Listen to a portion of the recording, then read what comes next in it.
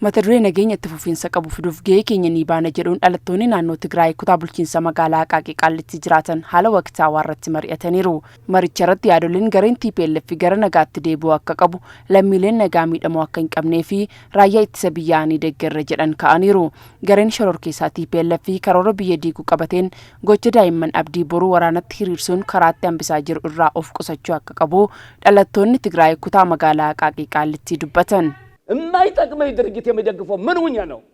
ለራሴን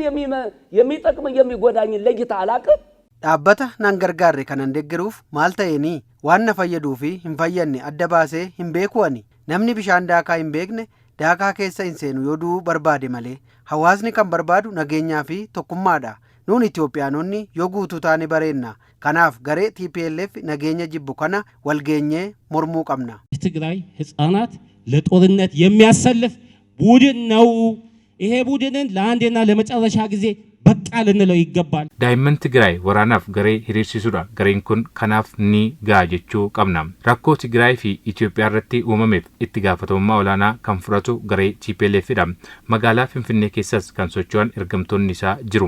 ኢሳን ረትስ ሞቱማን ተርካንፊ ቁብሳ አከፍረቱ አካ ዳለታ ትግራይ ኢትዮጵያ ፊ ፍንፍኔቲ ጋፈቹን በርባዳ ኒጋ ወራኒ አበቹ ቀባም ሰላም ሲኖር ነው ሰው የሚኖረው ነርቅ ብቻ እንዲናሳሳ ነገኝ ዮጅራቴ ነምኒ ከንጅራቱ ከናፍ አራረሙ ቆፋፍ አከካኑ ሰባፊ ናኑማኖቶ ወሊንቆዲን ቶኩማፊ ነገኛ ኬኛፍ ወልቱም ሲኔከው ቀብና ኑን ዳሎኒ ትግራይ ነገኛኒ በርባና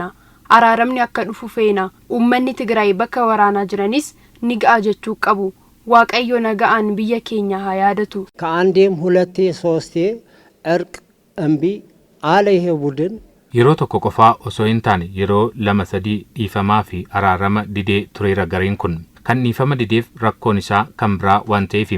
ibidda yoo dafanii hin dhaamsine wal qabatee deema waan ta'eef rakkochaaf ka'umsi guddaan garee TPLF kanadha kanaaf nuyi dhalattoonni Tigraay garichaan niigaa daa'imman fituun jechuun barbaachisaadha. Itti aanan waajjira paartii badhaadhinaa kutaa magaalaa Aqaaqii Qaallitti obbo Dammallaash Gosaa mootummaan nageenya fiduuf aarsaa kaffalaa ture uummanni beekee garee kana balaaleffachuu qaba jedhan. Gochanni amma biyya diiguu fi yeroo sadaffaaf waraana bane kana uummanni kun hubannoo argate mootummaan nageenyaaf aarsaa inni kaffalee uummata Itoophiyaaf wajjin qabate hubachiisuudhaan garee kana mormuudhaan uummata Tigraayis bilisa baasuu uummatni Itoophiyaas nageenyaaf aarsaa inni kaffalaa ture akka iddoo argatuuf biyyi keenya walumaa galatti uummanni kun yoo hubannoo argate oofis bilisa baasaa uummata Tigraay achi jiruufis immoo gahee guddaa taphata. Dhalattoonni Tigraay dhugaan jiru galeef uummata Tigraay fi lammiileen nagaa akka hin miidhamneef diina biyya kanaa kan ta'e garee TPLF akka balaaleffataniif obbo Dammallaash gaafataniiru. Carraa argatan hundatti uummata isaaniifis ergaa akka dabarsan warra Tigraay jiraatuufis warra iddoo garaa garaa jiraatuufis hundumti isaanii gareen kun garee shororkeessaati diina uummata Itoophiyaati diina biyya keenyaati garee biyya diiguuf ka'edha jechuudhaan uummata kana carraa argataniin akka isaan hubachiisanii fi ofii isaanis immoo akka morman mootummaan baay'ee aarsaa akka wajjin kaffalaa jiru biyya kana